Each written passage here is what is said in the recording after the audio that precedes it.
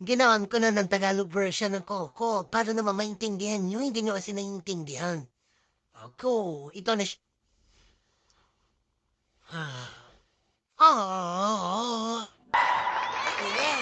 Hanggang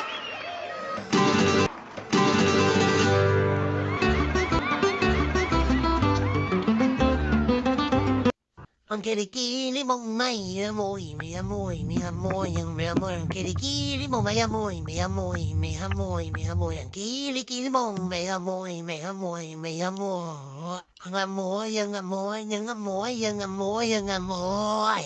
Ang kilikili mong nakakagingot, di ko malaman kung ano nuntok. Hindi ko alam kung ano ang dapat gawin sa kilikili mong may amoy. Hindi ko alam kung ano ang dapat na gawin natin sa kilikili mo pagkat nakakahilo. Oh,